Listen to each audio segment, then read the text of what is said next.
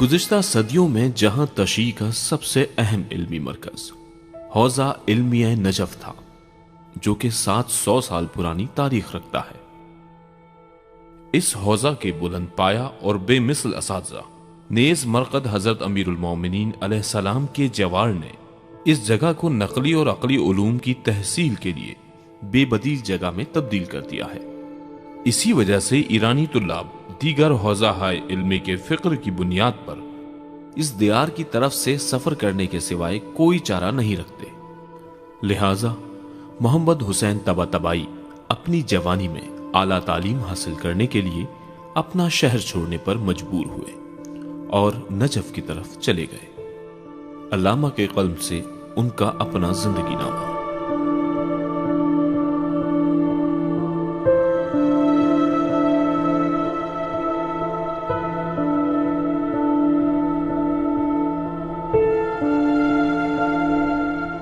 سن 1304 کو اپنی تعلیم مکمل کرنے کی غرض سے نجف کا سفر کیا۔ وہاں مرحوم آیت اللہ آقائے شیخ محمد حسین اصفہانی کے درس میں شرکت کی۔ ان کے پاس اصول کے خارج کا 6 سالہ دورہ مکمل کیا۔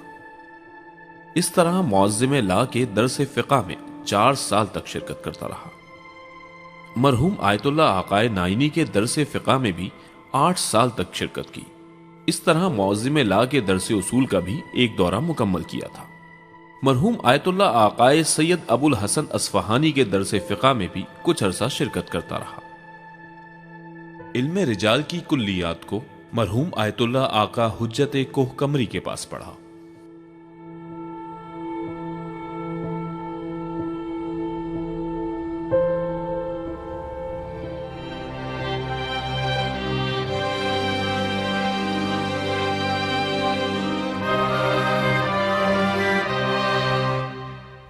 جیسا کہ میں نے بتایا ہے، مرحوم علامہ کہا کرتے تھے کہ میں جب پہلی مرتبہ نجف اشرف گیا تو اللہ تعالیٰ سے چاہا تھا کہ خود اللہ تعالیٰ میرا ہاتھ پکڑ لے اور مجھے کامیابی تک پہنچا دے، یعنی نجف اشرف سے ضروری استفادہ کر سکوں۔ پھر اسی بات کو جو میرے ذہن میں تھی، میں نے کسی کو دیکھا کہ وہ ایک ایسا عالم دین ہو سکتا ہے جو اسلام کے بڑے اور عظیم علماء میں سے ہو۔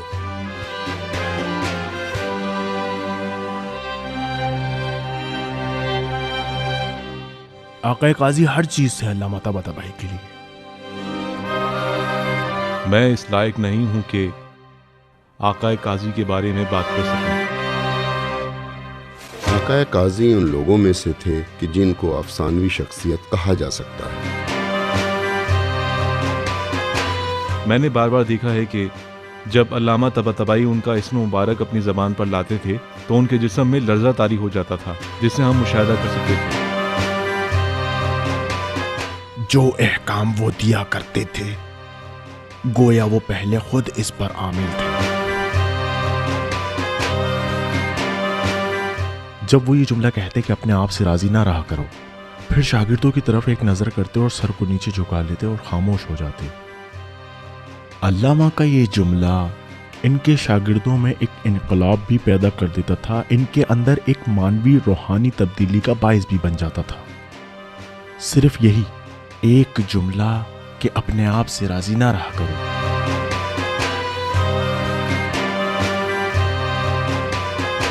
آقا قاضی کے پاس جو کچھ تھا وہ اہل بیت عصمت و طہارت کے ساتھ توسط کی وجہ سے تھا۔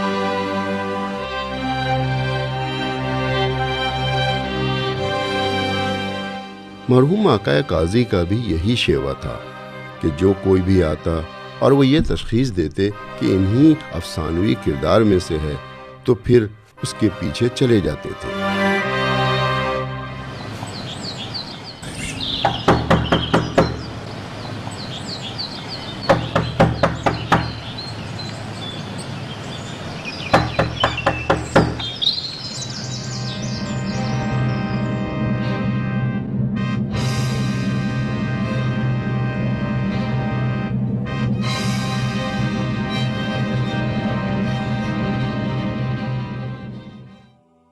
کہتے ہیں کہ جب وہ لفظ استاد کو بطور مطلق کہا کرتے تھے تو اس سے مراد آقا قاضی ہوا کرتے تھے۔ آقا طباطبائی اور آقا قاضی ظاہراً ایک ہی خاندان یعنی قاضی خاندان سے تھے۔ آقا قاضی بھی انہیں پسند کرتے تھے۔ ان دونوں کے درمیان دو طرفہ صمیمی رابطہ تھا۔ فرماتے ہیں کہ جب بھی وہ استاد کہتے ہیں اس سے مراد آقا قاضی ہیں۔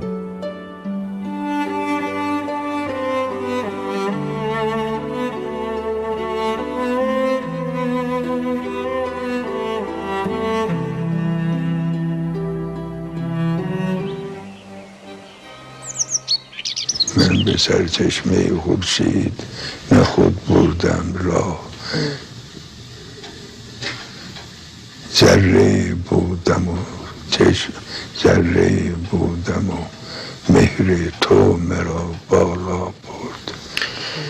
من خسی بی سر و پایم که بچه من خسی بی سر و پایم که به سیل افتادم، او که میرفت مرا هم به دل دریا برد.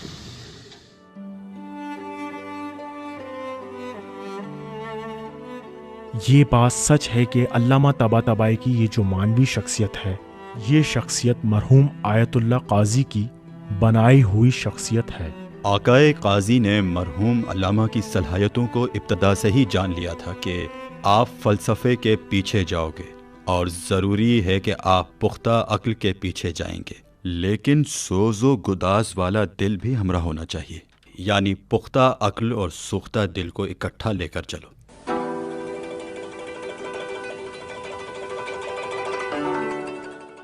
مہمان حبیب خدا ہے اور ان کے پاس اس دن ایک مہمان تھا جو حبیب خدا تھا۔ جب وہ خود آیا تو وہ جا چکا تھا، لیکن اس کی موجودگی کی حرارت نے محمد حسین طباطبائی کی جان و رواں میں ایک عظیم انقلاب برپا کر دیا تھا۔ طوفان عشق نے اس کے وجودی سمندر کو معجزن کر دیا تھا۔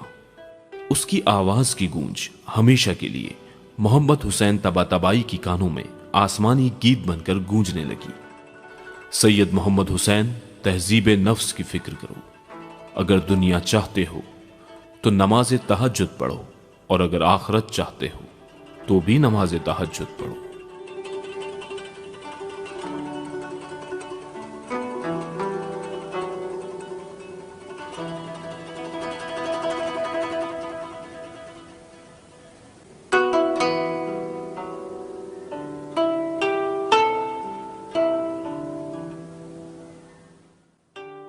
آقا طباطبائی کا پہلے خاندانی نام قاضی تھا، یعنی قاضی طباطبائی تبریزی۔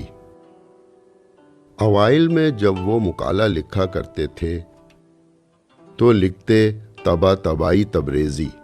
دوستوں نے مزاح میں کہا، آقائے محترم، کیا آپ نیشنلسٹ ہو گئے ہیں جو اپنے مقالے کے آخر میں لکھتے ہیں تبریزی؟ تو پھر بعد میں انہوں نے اس لفظ کو ختم کر دیا۔ جہاں تشی میں نجف علمی تحصیلات کا مرکز رہا ہے، ساری دنیا سے ہزاروں طلباء اس شہر کے قدیمی حوزات میں تعلیم حاصل کر رہے ہیں، لیکن نجف چھوٹا ہے اور اس شہر میں فلاح و بہبود کے وسائل بڑے شہروں کی طرح نہیں ہیں۔ یہاں کی آب و ہوا خشک اور گرمیوں کا موسم بہت گرم اور جانسوز ہوتا ہے۔ پانی کے لیے شہر میں پائپ نہیں بچھے ہوئے اور عام طور پر لوگ فرات سے مشک بھر کر لاتے ہیں۔ گلیاں تنگ اور گرد آلود ہیں، اور سب سے اہم چیز، یہاں کھانے پینے کی اشیاء میں حفظان صحت کے اصولوں کا لحاظ نہیں رکھا جاتا۔ اس صورتحال نے طلبہ کی زندگی کو دشوار بنا دیا ہے۔ ان دنوں نے محمد حسین طباطبائی کی زندگی کو بھی بہت مشکل بنا دیا ہے۔ ان طاقت فرسا حالات کی وجہ سے ان کی اولاد یکے بعد دیگرے مرتے جا رہے ہیں اور ماں باپ کو اپنے ماتم میں بٹھا رہے ہیں۔ علامہ کی بیوی کے پاس صبر کے سوا کوئی چارہ نہیں ہے۔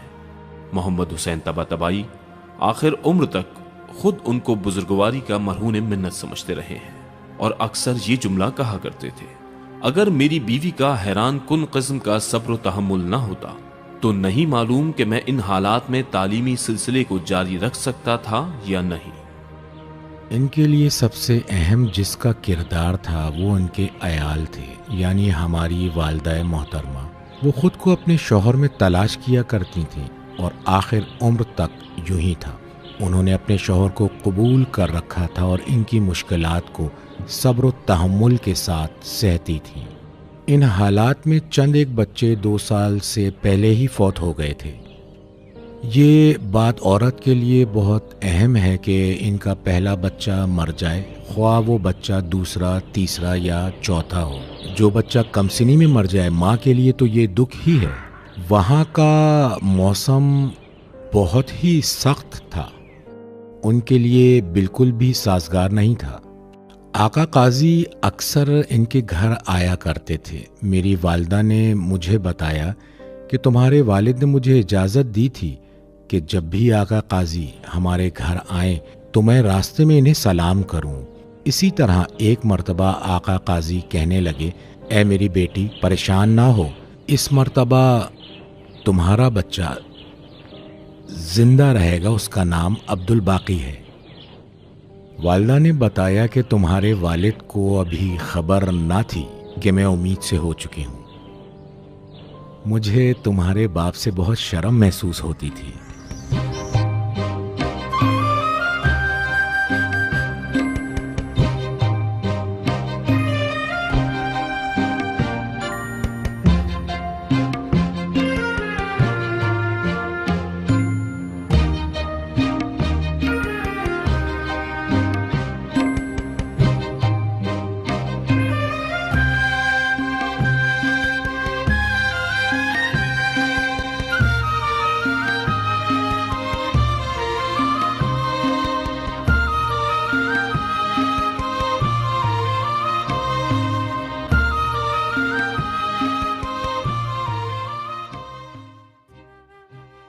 محمد حسین طباطبائی کو نجف آئے ہوئے 8 سال سے زیادہ کا عرصہ گزر چکا ہے۔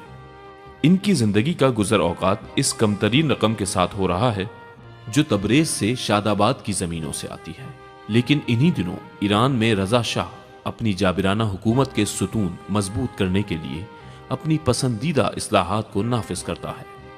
اس نے پہلے ہی مرحلے میں بیرون ملک رقوم بھیجنے پر پابندی عائد کر دی، بالخصوص اطباعت عالیہ رقم کے ارسال پر پابندی کا حکم جاری کیا۔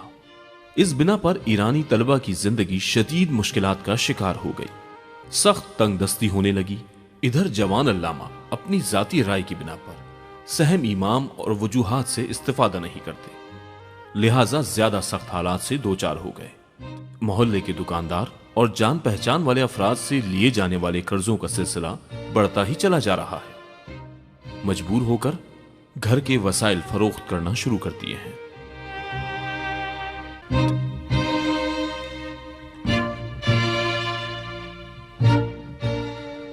جس دور میں رضا شاہ ایران میں حاکم تھا، اس نے رقوم کو بیرون ملک بھیجنے کی مخالفت کی۔ انہیں رقم بھیجنے کی اجازت نہ تھی۔ کہتے ہیں کہ ہم نے بہت خط ارسال کیے لیکن رقم نہیں آتی تھی۔ ہمارا بالآخر کچھ نہ کچھ تو خرچ تھا۔ وہ خود تھے، گھر والے تھے، میں بچہ تھا اور ان کا بھائی بھی انہی کی زیر کفالت تھا۔ ہر روز کا خرچہ تھا اور ہم تک پیسے نہیں پہنچ رہے تھے۔ ہم مجبور تھے کہ دوستوں، آشنا اور دوسروں سے قرض لیں یا دکانوں سے ادھار خریداری کریں۔ آہستہ آہستہ اس کام کی ظرفیت ختم ہو گئی۔ اب ہم نہ کسی سے قرض لے سکتے تھے اور نہ ہی کسی دکاندار سے مزید ادھار لے سکتے تھے۔ سخت تنگ دستی کا شکار ہو گئے۔ اس کے بعد گھر کے وسائل فروخت کرنا شروع کر دیے۔ آہستہ آہستہ گھر کی چیزیں بیچ دیں اور وصول شدہ رقم خرچ ہو گئی۔ ادھر ہم بار بار خط لکھتے لیکن جواب نہ آتا۔ یہ سلسلہ اتنا بڑھا کہ گھر کی ہر چیز بک گئی، حتیٰ کہ رضائی، گدے، تکیے، قالین، برتن اور کتابیں، درسی غیر درسی کتب بھی فروخت کر دیں۔ اضافی لباس بیچنے شروع کر دیے۔ ہر چیز بک گئی۔ نچلے کمرے میں ایک دری بچ گئی۔ یہ واقعہ ماہ اسفند سن 1314 کا ہے۔ کوئی نتیجہ نہ نکلا۔ والد صاحب بتاتے ہیں کہ ایک دن میں ان حالات سے بہت پریشان تھا، اٹھا اور حرم چلا گیا۔ سلام و زیارت کرنے کے بعد میں نے عرض کی، یا خدا، کیا اس طرح طلبہ کا خیال رکھتے ہیں؟ میں نے ایسا کہہ دیا، لیکن جو ہی میں نے یہ جملہ کہا فوراً پشیمان ہو گیا کہ یہ بات توکل کے خلاف ہے، اور میں نے کیوں ایسی بات کی؟ چونکہ بات کہہ چکا تھا اور میرا ذہن پراگندہ ہو چکا تھا۔ میں بہت غصے میں پریشان اور استغفار کرتے ہوئے گھر واپس آ گیا۔ ان کا گھر حرم سے قریب تھا۔ کہتے ہیں کہ میں نے دیکھا کہ گھر میں کوئی بھی نہیں ہے۔ اسی حالت میں بغیر دروازے پر دستک کے اور اس کے بغیر کہ میں دروازہ کھولوں، ایک پختہ عمر کا شخص گھر کے اندر داخل ہوا، سلام کیا اور بتایا کہ میں شاہ حسین ولی ہوں۔ میرے والد نے بتایا کہ اس زمانے میں شاہ حسین ولی ایک درویش تھا جو شیعہ اور عارف مسلک کا تھا اور تبریز کا رہنے والا تھا۔ وہاں وہ اپنے مثالی وجود کے ساتھ ظاہر ہوا اور میرے پاس آیا۔ اس نے کہا، میں شاہ حسین ولی ہوں اور امام علیہ السلام آپ کو سلام کہتے ہیں اور فرماتے ہیں کہ ان 17 سالوں میں کب خدا نے آپ کو اکیلے چھوڑا؟ پھر والد صاحب بتاتے ہیں کہ کچھ رقم وصول ہو گئی اور ہم نے سارے قرض اتار دیے۔ میں نے اپنی زوجہ سے کہا، خانم، اب نجف میں ہمارا رزق ختم ہو گیا ہے، تم تیار ہو جاؤ تاکہ یہاں سے تبریز چلیں۔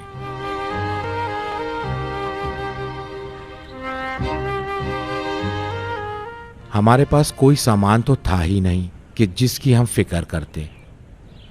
دوسرے ہی دن سب سے خدا حافظی کی اور پھر وہاں سے تبریز کی طرف سفر شروع کیا۔ تبریز پہنچ کر ایک ٹانگا کرائے پر لیا جس نے ہمیں ہمارے گھر تک پہنچا دیا۔ اس رقم سے بچے ہوئے آخری 2 ریال اس ٹانگے والے کو دیے۔ تبریز والے گھر میں داخل ہوئے اور وہ ساری رقم ختم ہو گئی۔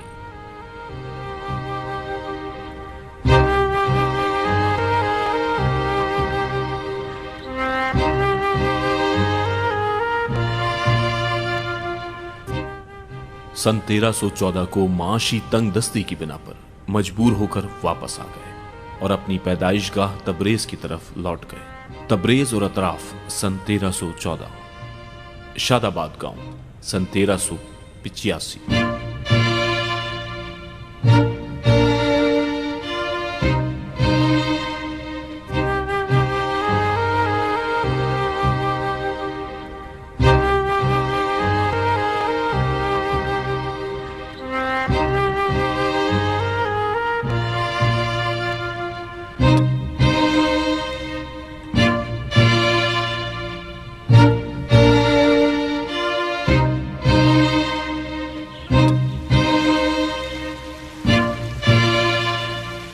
تبریز آ کر انہوں نے رہائش اختیار کر لی۔ شاد آباد جا کر اپنی زمینوں کی دیکھ بھال کرنا شروع کر دی، کیونکہ جب تک وہ نجف میں تھے اس کی مناسب دیکھ بھال نہیں کی گئی تھی۔ اکثر باغات، ندیاں اور کھیت ویران ہو رہے تھے۔ اس وقت وہ ایسے کام کو مدیریت کر رہے تھے جیسے آج کل ماڈرن دور میں کسی کام کو سنبھالا جاتا ہے، جبکہ اس دور میں ایسے طریقے رائج نہیں تھے۔ باغات کے لیے انہوں نے سڑک بنوائی، برف باری کے دوران گرم کپڑے پہن کر چھتری پکڑے کھیتوں میں کھڑے رہتے تھے تاکہ ملازمین کے ساتھ موجود رہیں۔ پودوں کو یوں لگاتے تھے کہ آدمی کہیں بھی کھڑا ہو کر باغ کو ہر طرف سے دیکھ سکتا تھا، یعنی جمع و ضرب کے نشان پر بالکل ایک جیسے پودے کھڑے ہوتے تھے، جس سے باغ کی نگرانی کرنے میں بھی آسانی ہوتی تھی۔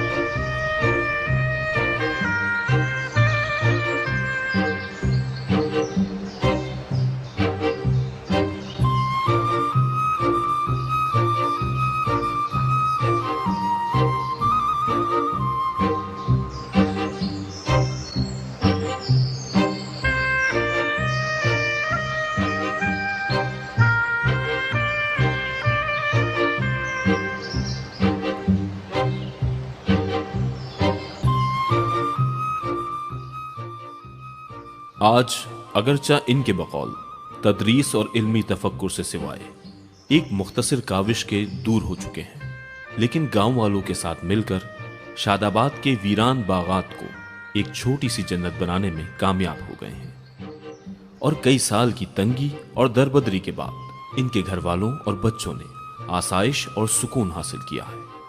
لیکن یہ دن زیادہ دیر نہ رہ سکے۔ سن 1324 میں آذربائیجان دوسری عالمی جنگ کے بعد نئے حادثات کے لیے آمادہ ہو رہا ہے۔ یہ زرخیز خطہ کئی سال کی ناامنی اور تسلط کے بعد روسی افواج کے اخراج کو دیکھ رہا تھا۔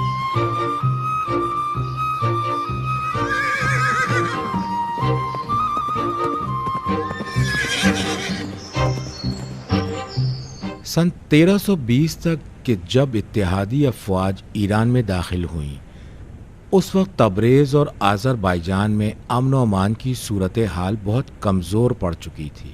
والد صاحب نے کمر پر باندھنے والی ایک پستول خریدی اور ایک نالی والی بندوق خریدی، اپنی حفاظت اور دفاع کے لیے۔ یہ اسلحہ گھر میں رکھ لیا، البتہ ایسا کوئی موقع نہیں آیا کہ ان سے استفادہ کیا جائے۔ گرمیوں کے موسم میں ایک دن جنگ سے واپس آئے ہوئے روسی فوج کے سپاہی رات کی تاریکی میں چوری چکاری کی نیت سے شاد آباد آئے۔ جب ہم بھی گاؤں گئے ہوئے تھے، وہاں کا مکان 2 منزلہ تھا۔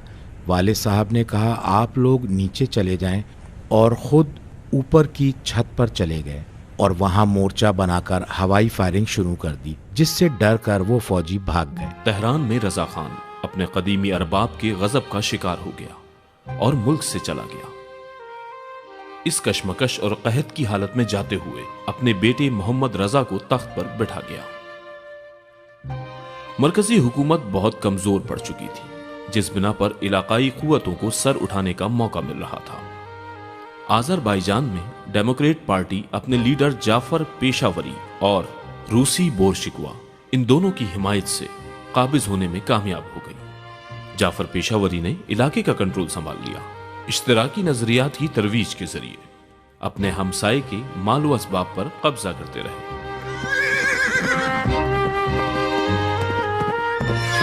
آذر مہینے کے سن 1324 میں آذربائیجان مرکزی حکومت سے ناراض تھا۔ ان حالات میں ڈیموکریٹک پارٹی کے سربراہ جعفر پیشاوری نے اس خراب صورتحال سے استفادہ کیا اور روس کی مدد سے آذربائیجان کو تہران سے الگ کر دیا۔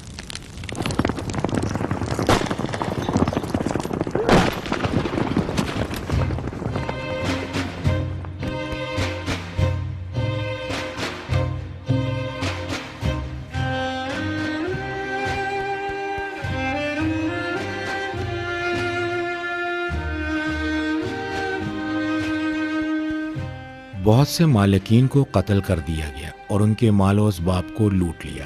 حالات بہت زیادہ خراب ہو گئے۔ عوام سے کہا جاتا کہ جاؤ مالکین کے گوداموں کو خالی کر لو۔ کچھ عرصہ یوں گزرا اور پھر عوام میں جو لوگ کمزور رہ گئے تھے انہوں نے جب کہا ہم کیا کریں، انہیں جواب دیا گیا کہ جن لوگوں نے گودام لوٹے ہیں آپ لوگ ان سے کچھ اٹھا لو۔ مجھے یاد ہے کہ رات کے وقت 2-3 بجے ان ڈیموکریٹک والوں میں سے کچھ لوگ آتے اور کہتے 2000 یا 5000 تومان دو۔ پھر ماہ اسفند سن 1324 میں جب تبریز کے علاقے میں بد امنی اپنے عروج پر پہنچ گئی تو والد صاحب نے یہ فیصلہ کیا کہ اب ہمیں قم کی طرف ہجرت کر جانی چاہیے۔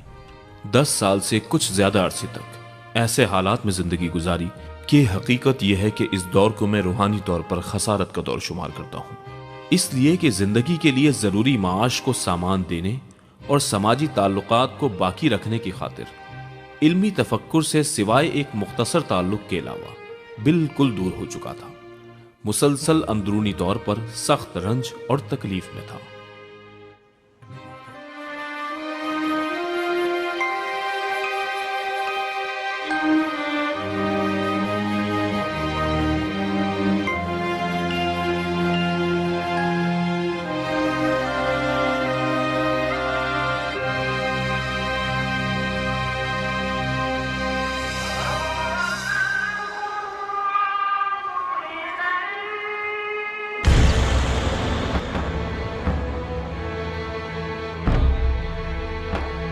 آج تک آزاد فکر علامہ طباطبائی سے زیادہ میں نے زندگی میں نہیں دیکھا۔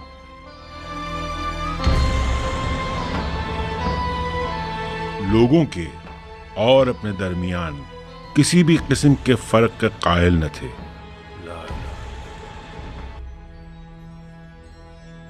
مجھے آج تک یہ بات اچھی طرح یاد ہے کہ میں نے کبھی بھی انہیں نیا لباس پہنے ہوئے نہیں دیکھا۔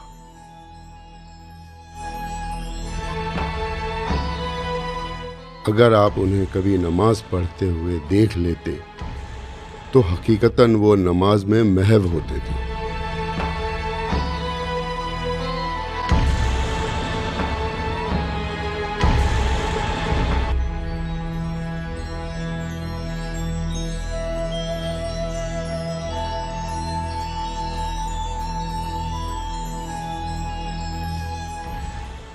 ہم دعا کرتے ہیں کہ پروردگار عالم انہیں ان کے اجداد و طاہرین کے ساتھ محشور فرمائے اور مرحوم کو جنت میں اعلیٰ ترین مقام عطا فرمائے۔